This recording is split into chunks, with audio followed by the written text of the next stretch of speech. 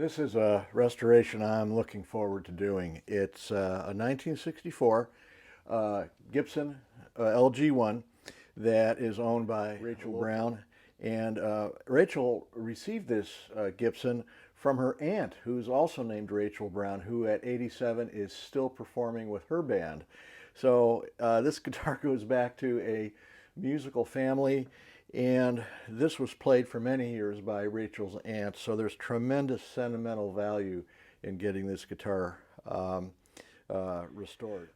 The LG-1s, most of them came with a plastic bolt-on bridge, and those were awful bridges. They were held onto the top with some bolts, and they didn't sound any good. So at some point somebody thought it was a good idea to take off that plastic bridge. Well, that's a good idea, but it's not a good idea to take a regular Martin style bridge or a Guild style bridge, line up the bridge pin holes, and then just glue this in place, because what it did was move the saddle back almost a quarter of an inch, and it completely destroyed the intonation on this guitar, making it impossible to play without it sounding way out of tune.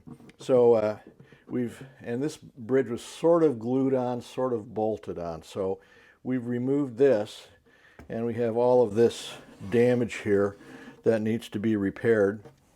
And then we're going to put on a wooden reverse belly bridge in its place, which will then give the guitar correct intonation.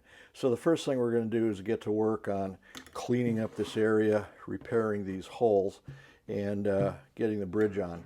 Then this cutting device, it's got a stop on it, and what it's going to do is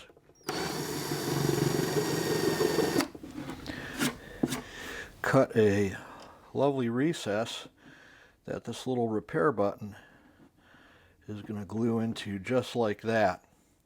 And in a few minutes, there's the recess that was drilled in right around the hole that needs to be repaired. And then here is the button that was cut from some soundboard, and it goes right there. Now, here's a pic of the top underneath the bridge with the 8 holes that needed to be repaired. And then here's the subsequent pic of the 8 holes with the spruce buttons installed. Now we're at the fairly routine process of profiling this bridge to the top of the guitar now that all those holes have been repaired. So I'm just going to take a white pencil,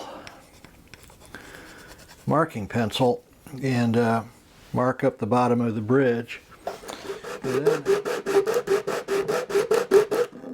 now you can see our process where all of the white pencil is gone. We've got a good profile, and it's quite a profile on this top. And then right here is where we've got to still take some wood off the wings of this bridge. The 8 holes have been plugged and repaired with spruce, tapered spruce plugs, and the bottom of the replacement bridge has been profiled so that it fits the arch of the top. Now you can see right here some marks left from the old bridge that shouldn't have been there in the first place. All of this will be addressed after everything is glued back on. So the very next step, oh, and by the way, we verified that the neck angle relative to the bridge is perfect. So things are kind of moving along well. So the very next step is to glue this bridge in place and get on with getting this guitar back to life again. What you're looking at here is a really wonderful invention. You see those 4 cutting heads? They're going to allow me to repair this bridge plate without removing the bridge plate, which would be you can hear the little crunches. The cutter on the end of the tool flush up against the bridge plate itself is cutting a nice curved recessed hole, like a semicircular half-moon hole. And once this is done,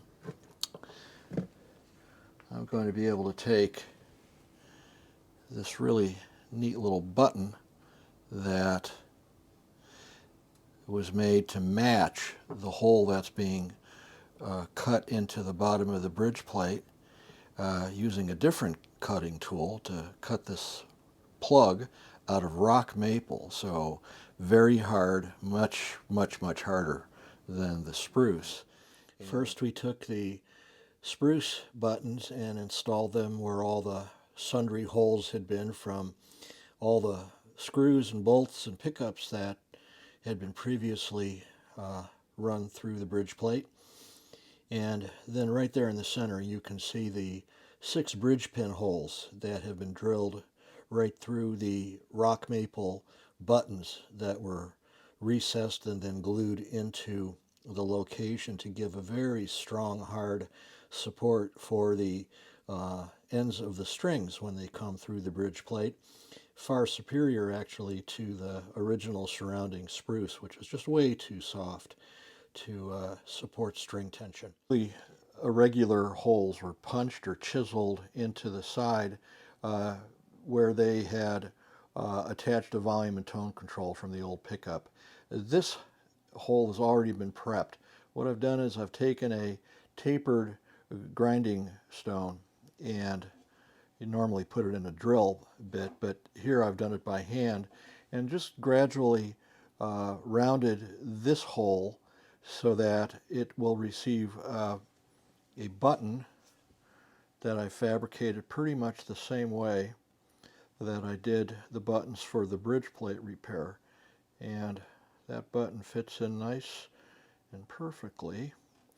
And the benefits of having a tapered button and a hole to receive it is that I've recessed this just a bit below the finish and the edge of the guitar. And so the perimeter of the patch is going to be a little less well defined than if I had just drilled a hole and plugged it with the dowel. On a piece of furniture you might want to have that look, but on the guitar, we'd really like this to blend in as much as we can. I'm rolling here.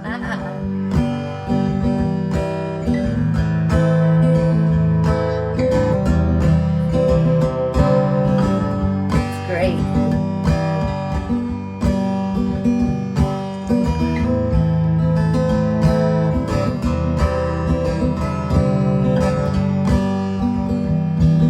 Sounds like a Gibson. Yeah.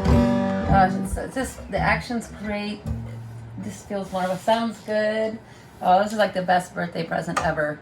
Yeah, happy birthday. Thank you. Happy birthday. So getting this lady restored is my birthday present, so it's absolutely amazing. Yeah. Well, thank you. Yeah, and thanks for trusting me with this. It was a pleasure. Yeah. I was sending pictures to my aunt Rachel. She's so excited that it was getting the TLC it needed. So. Oh, well, good. So then once I get the video done, you can send her the link to that. Yeah. And then she can see the story of its restoration. So, Beautiful. So, yeah. That's Mark Freeman up there in the... Hey, Mark. All right. Thanks again, guys. And it's really great to hear this playing Oh, my again. gosh. She's going to get used now. All right. Awesome, man. Thanks, Rachel.